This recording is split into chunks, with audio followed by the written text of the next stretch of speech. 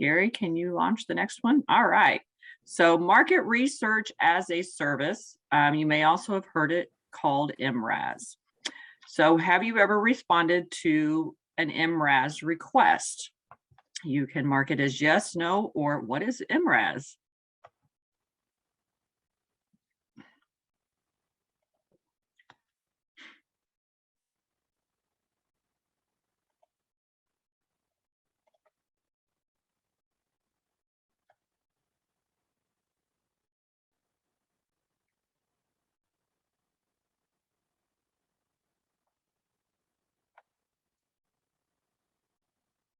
All right, let's see what kind of responses we have here. We have 32% that have said that yes, they have responded to an MRAS request. That's great. 58% said no, they have not. And then the 10% that says, what is MRAS? Well, good thing, because you're about to find out. For our last presentation of the day, we actually have Tiffany, who's going to be presenting about market research as a service. So Tiffany, the floor is yours. Thanks, Amy, for that introduction. I hope we saved the best for last for you and Yes. your energy levels up and everybody's excited to hear about market research as a service. So good afternoon. Thank you for giving me this opportunity to talk about how our market research services can increase your business with the government. I'm Tiffany Shabanian. I'm the program manager for market research as a service, or we like to call it MRAS. Love those acronyms. GSA's market research as a service, or the MRAS program, helps agencies to understand existing markets and how their requirements fit in them. We construct market research techniques, mostly through requests for information or RFIs, and we build data sets to maximize agencies' outcomes. Our goal really is to make market research super easy for all stakeholders involved, both customers and industry. And in the next few slides, I'll take you through how we actually do this. So today I'll be speaking to you about GSA's MRAS program and how, as an industry partner, to successfully respond to requests for information, or RFIs, to make market research more effective for our federal partners, as well as build partnerships with our industry partners. So the objectives of this course will be to provide an overview of MRAS successes, a better understanding of why market research is conducted, when and how we conduct market research, and how to effectively complete GSA's market research surveys, and how to ensure federal agencies can get accurate information about your business. And then I'll get into what GSA actually does with the results. And I'll review some reminders and give you some tips about replying to one of our MRAS RFIs. Next slide. So the MRAS program overall has been very successful, and to date has supported more than 350 clients over the last 3 years. And we've produced $21 billion worth of projects. And this year, for facilities category alone, we've issued 44 requests for information for customer agencies so far. And in the last fiscal year, we've researched 102 RFIs for the facility categories alone. One important note I'd like to point out is that 50% or more of the requirements we research through the MRAS program actually get awarded to a GSA contract holder. So when we're talking about the $21 billion worth of projects, that's what we're speaking about. Next slide. Now let's talk about how MRAS is actually making a difference for government agencies, because recently it made an impact for GSA's Public Building Service, or PBS, who reached out to GSA for assistance with a maintenance and repair requirement for equipment. And this isn't anything new. We support many federal agencies with their facilities maintenance requirements and other requirements as well. In this instance, the point of contact for PBS reached out to their customer service director, or their CSD, and they worked with them to understand their requirement and identify potential existing GSA acquisition vehicles. So this could be GSA schedules, BMO, or MAS schedules. Once they did that, they created a custom MRAS RFI, which targeted the right acquisition vehicles and helped streamline the RFI process for them. And the best part for the customer was that within 2 weeks, we delivered a consolidated market research report that shows them exactly what contractors can perform their specific requirement and what acquisition vehicles they're on. In addition to that, to ensure that they prioritize any small business utilization goals, we also include and categorize the 23 small businesses who responded out of the total 30 industry partners who responded to that RFI. Next slide. So now that I've shown you an example of an MRAS success story, the question really remains, why do we provide this type of service and why do we conduct market research? According to the Federal Acquisition Rate Regulations, or the FAR Part 10, which outlines the scope and procedure of how agencies should conduct market research to determine if items or services are available to meet the government's needs or could be modified to meet the government's needs. So really with market research, we want to start the conversation and give our federal partners data that focuses on their specific requirement. So that way we can be sure they have all the information they need to make informed acquisition decisions. So we really rely on industry partners like yourselves to reply to these requests for information, these surveys with timely and relevant information. So market research really is conducted to determine if commercial items or non-developmental items are available to meet the government's needs or could be modified to meet the government's needs. Market research is also conducted before developing new requirements documents for an acquisition by that agency and before they solicit offers.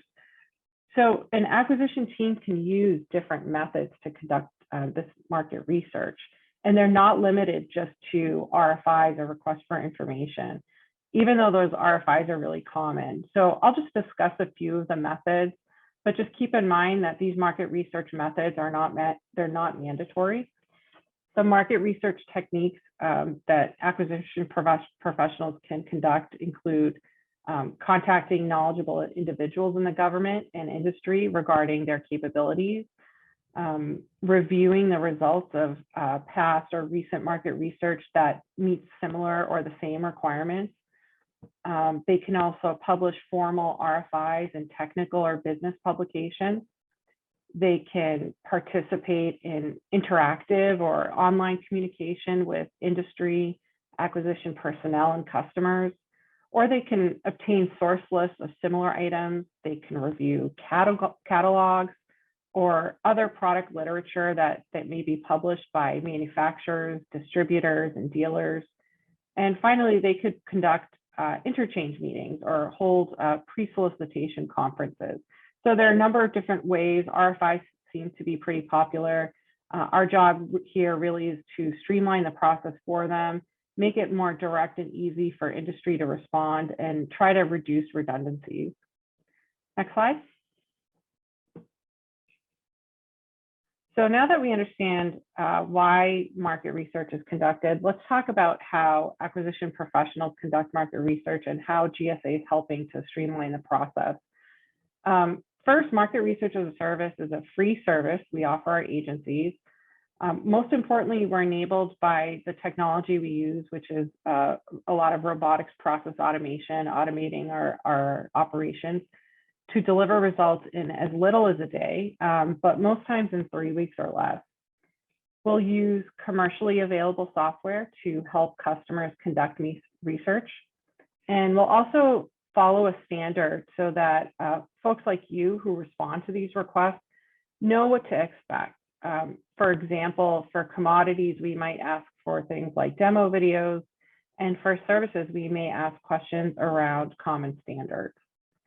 Next slide. Our questions really are built around how we want to visualize the data for our customers. Wherever possible, we try to ask yes or no questions, and then we'll ask you to expand on those questions in a streamlined capability statement. And those capability statements are typically 3 pages or less, and for most cases, they're optional. We also try to predefine what we think the answer might be. For instance, if we want to know about how much a contractor might subcontract out, we offer responses that include estimated percentages.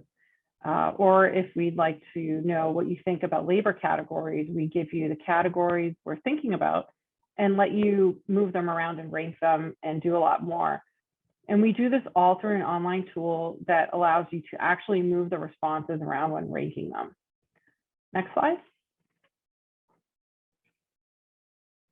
After we've received your responses, we try to produce really easy to understand reports that rack and stack those data points that we asked you about to help visualize the results so that decision makers can think about and create acquisition strategies. So your answers really help us to provide useful visuals where we can highlight the number of interested parties, the specific contracts they hold, their socioeconomic status, and business size. And in addition to that information, we also share the feedback that you offer in those surveys and your capabilities files with the customers as well.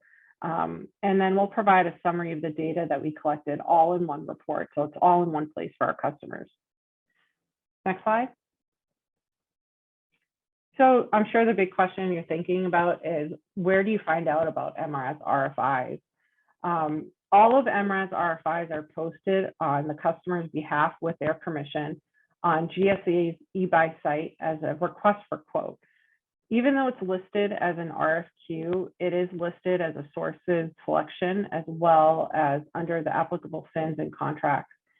And because these RFIs are listed under the specific SIN or special item number or contract applicable to the requirement, you'll only see the RFI if you're listed as a GSA vendor under that particular special item number or contract for that RFI. So if you're listed there, then you will get notified via email about newly posted MRAS RFIs. And so if you'd like to be sure that you don't miss out on these email notifications, just make sure that the email associated with your company and eLibrary is current and up to date. As I mentioned before, the RFI request will be sent to that email there. Next slide. So far in the presentation, I've shown you how we typically format our surveys. Now I'll be sharing with you some screenshots of what the actual surveys look like, and I'll offer some tips when filling out these types of requests. So these are actual screenshots of the questions that are asked and are typically asked in our surveys. So I would suggest that you carefully review the requirement description in the opening paragraph, and just be sure to note and meet that due date for responses. When you do reply to one of our surveys, you will receive a confirmation email with a copy of your responses with your submission. If you submit your response and you think you've missed something or you've answered a question incorrectly, you can email us at rfi@research.gsa.gov, and we can open up the survey for you again and send you a new link. Just be sure that when you do that, the deadline hasn't passed so that we can respond to you and you have enough time to change your responses. Because we typically turn around the reports pretty quickly. So the responses that you submit, you'd want to make sure are included in that market research report so that we can get that report, including your responses, within a few days to the customer. And we'd like to make sure that we capture all that data correctly. And then you can also download and review any attachments. For example, in the screenshot here, you can see that there's a draft PWS that you can download. So typically a PWS or statement of work will be included here, and any additional attachments that the customer would like you to read. Next slide. And then we'll get into the questions about submitting an offer, your GSA contracts, your NAICS and SIN codes. So for the top question there, if you select yes to question number 4, your responses will be included in a report to the customer agency. So we only include those vendors that are willing to submit an offer. You can also select all GSA contract types that apply. You can select multiple choices here. Just note that non-GSA contract holder information will be filtered out of our reports, as we typically only research markets within GSA contracts. We do at times research open market, but we'll note that, and the survey questions would differ slightly. Choose the best NAICS or SIN number for the requirement. You can always add additional information in your feedback. And be sure to select choices wherever possible instead of just choosing other or typing in a response if available. It just really helps to avoid discrepancies and redundancies when we put the report together. Next slide. And here you'll fill out your company information, and just be sure where it asks for URLs that you only list URLs where indicated. Be sure to enter an email address. That way you'll receive a copy of your responses. And just as something to note, check your spam box just to make sure that email isn't missed. And at the end of the presentation, I'll provide a link to a help request form if you're having trouble with this and you need a survey opened up, or you submitted incorrect information, or you didn't get the email. I'll provide that link to that help form and our email address for the MRAS team, so you can submit your questions about a survey there. Next slide. These questions are asking you about whether or not you're a small business and about your socioeconomic status. So if you're not a small business, obviously we'd select other than small business. You can select all the designations for your socioeconomic status. This will really help us because we break this out in a chart and a report to the customer. So we highlight you if you have a socioeconomic status. Next slide. And in this part of the survey here, we get into the technical questions and optional feedback. Just be sure to answer all the technical questions accurately. Again, you can explain further either in the feedback or your capability statement. Keep the open-ended questions where we've asked those, really concise and relevant to the requirement. And then when it comes to the optional feedback, we encourage providing honest feedback wherever possible, because we do share this feedback with our federal partners, and it helps them to ensure their statement of work really accurately captures the requirement. And in this section, you can also ask any additional questions you might have about the subject requirement, and they'll be forwarded to the customer, so they'll see that. It is up to the customer to answer any of the questions that you listed here, so just be aware of that. Next slide.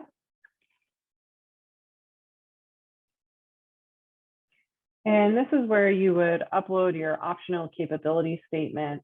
And then there's a note there about confirmation of your submission.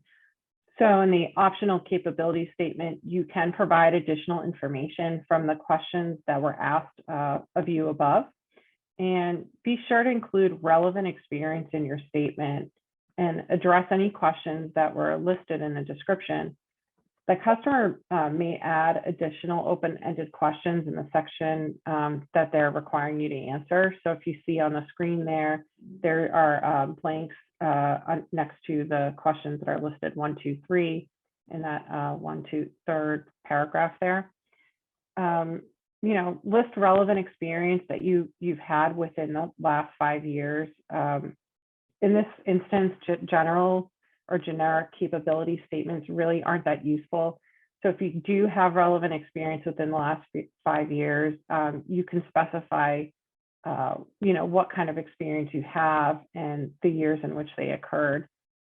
And once the survey closes, you will receive agency-specific point of contact information if you have any additional questions or concerns. And then again, as I mentioned before, once you submit your responses, you'll receive a confirmation email with a copy of your responses. Next slide.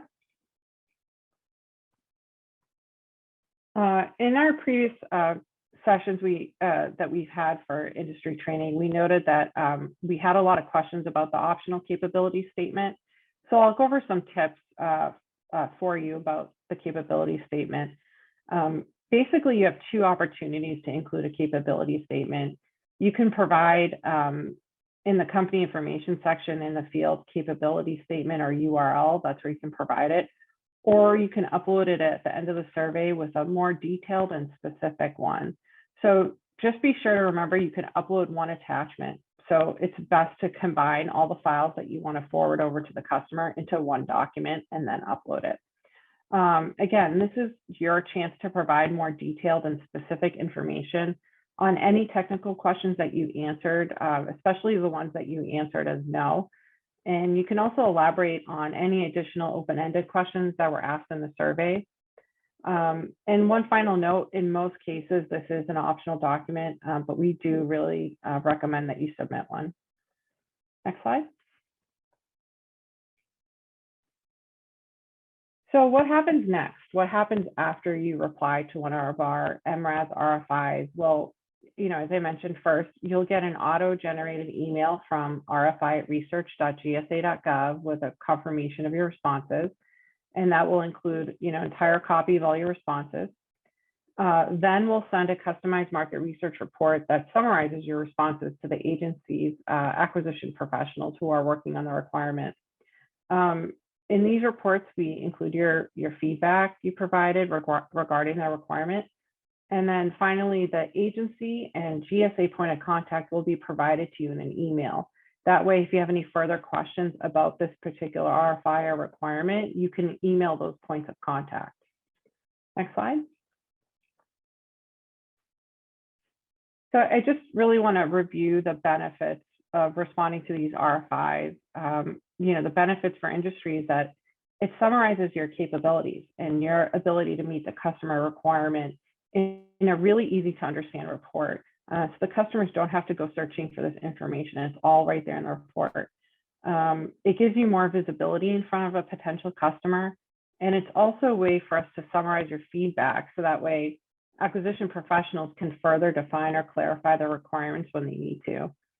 And in addition, we can send you future requests for information that fall under the GSA contracts you hold. And by responding to an RFI, we provide you with a GSA and agency point of contact that can answer any further questions you might have that are related to this requirement. And finally, responding to MRAS RFIs generates more business for you.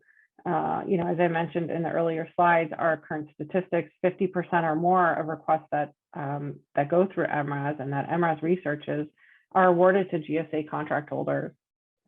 And as far as our customers and why they like the MRAS program, we provide reports that are used in narratives for acquisition planning and reports to small business, and it helps them to provide provide them with an outlook on whether or not there would be competition and if socioeconomic participation is likely too. Next slide.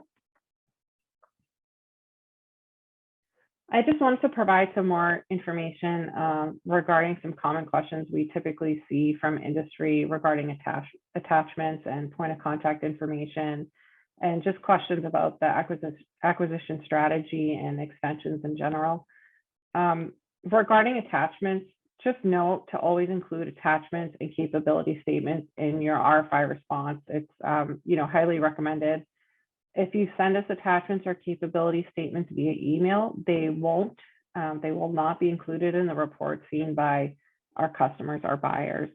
So when you respond to RFIs, just make sure you have all the information that you want to include, because we won't be forwarding attachments to customers if they have not been entered as part of your response in that survey form. And once you receive the customer POC information, you can forward any attachments to those POCs that weren't included with your original survey response. But again, the best way to make sure that they get seen is by including them in the survey when you initially respond. What we do is we include a link in that market research report we send to our customers. They click on that link and then it downloads all the attachments that you've uploaded in your initial response. You don't want to have them searching through their emails looking for an attachment that you sent over maybe days later. It's a lot easier if it's just included in the original report. Next slide. And I'm just reiterating some of the information because I know I'm throwing a lot of information to you. So I just want to make sure that these aren't missed. When you respond to an MRAS RFI, as I said before, we send you agency POC information, and that POC information email is sent to your email that you included in your original response. And usually it comes to you 5 to 10 days after the RFI closes. If you still need the agency POC information and you can't find that original email, you lost it, you can always email us. I'll provide the email again at the end of the slideshow. As I said, make sure you check your spam folder and that you're aware of the email you're listing in your response when filling out that RFI. And if you have any questions for that agency POC, another great way to make sure that they see it is listing it in the optional feedback section in that question that's asked in the survey, because we do share all of that information with our customer. Any questions that you do ask, like if you email that agency POC once that RFI closes, it's really up to them to provide you with information and respond to that question. If you have any trouble getting a response, we do encourage that you reach out to your customer service director. You know, the MRAS program can't specifically provide information about the expected acquisition strategy or when a request for a proposal will come out. You'll just need to contact the agency POC or the GSA CSC for that information. Next slide. Regarding extensions or updates, we don't grant extensions. You know, to be fair to all the industry partners who respond, we hold to that date. So please respond with whatever information that you have available by the due date. In order to reopen your RFI, we will need your business name, your email, and the subject description of the RFI from eBuy. So if there's a problem and you have trouble accessing the RFI, or if you submitted your response and you missed something, you know, be sure to include that information. And as always, you'll receive a confirmation email with a copy of your responses. If you don't receive that email, you can email us at rfi@research.gsa.gov. Next slide. So I'm coming to the end of my presentation. I hope everybody stuck with me here, but this is some more useful information. Here's a schedule of our upcoming MRAS training for industry partners. And I really encourage you to sign up for these sessions. They're really great. We have a lot of participation. We have a chat box similar to the way we have it set up today, where you can ask your question. There's GSA experts on the phone during these presentations. We have customer service directors, our CSDs who are there. We have somebody from MRAS, the MRAS team. We also have a PTAC representative that joins for all of our monthly calls. We go over the data that I went over today. If there's so much more, there are additional resources that they provide. The next one's on March 22nd. It's usually held on the last Tuesday of every month. And once the slides are shared with you, you can click on the link below and it'll take you right to the registration page. Once you register, you'll get notifications for the next ones as they come up. So you only really need to register once. Next slide. As I come to the end of my presentation, I just want to share these resources again.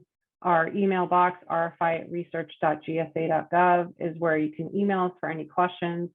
If you're working on a particular survey and you're having trouble, there's a couple of things we can do if you submit your industry help request form by clicking that link. And I'm really excited that you stuck with me today, and I'm happy that I got this chance to talk to you about MRAS.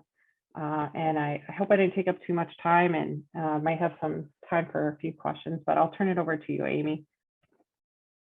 All right. Amanda, do we have any questions that came in regarding MRAS? I don't believe we do. It doesn't look like we do have any questions for you.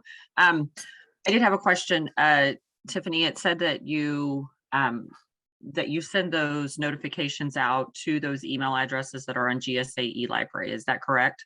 That's right. And okay. But you have to make sure, so the notifications go out to that eLibrary email address when we first post the surveys.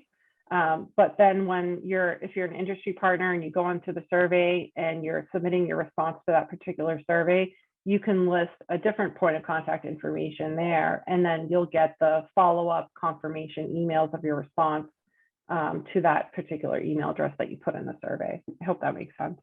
Yes, it does. All right, great. Thanks. I just wanted to clarify that. Sure. Just make sure that everybody, and then also state that everybody make sure that they have their information on GSAE library up to date and correct, so that That's they right. get these notifications. So, Thank you. well, yep, I don't think we have any Q&A that came in or chats. Thank you, Tiffany. That was very informative. I really appreciate it. Thank you. This does bring us to the end of the day. Today has been a very informative day, and I hope that each of you have gained some insight that will assist you in working with the federal contracting community. I would like to thank my co-host, Ethan, and definitely want to thank all the presenters for presenting today. It was a plethora of information, great information on, what we were doing to partner for success. So I want to remind everybody to be on the lookout for our FAST 2022 customer and vendor trainings. So in May will be the facilities day, and then in June there's the 3-day event to bring customers and vendors together. So thank you all for your participation. As a reminder, a Q&A document will be posted on the Facilities and Construction category Interact page in the days following the event. Also, the presentation slides from today's event will be posted to that Interact page as well. We will stay on for a few minutes to monitor any follow-up questions that might come through. And with that, I would just like to let everybody know you can put any questions or chats that you have. Go ahead and put that. We'll stay on a little bit and monitor that. But have a wonderful rest of your day, and thank you for your time today.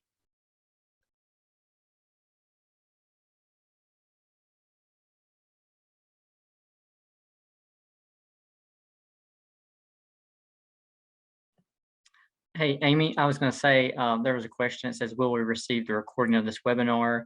This has been a ton of information, and I want to make sure I didn't miss anything. How long do you think it'll be before this is posted?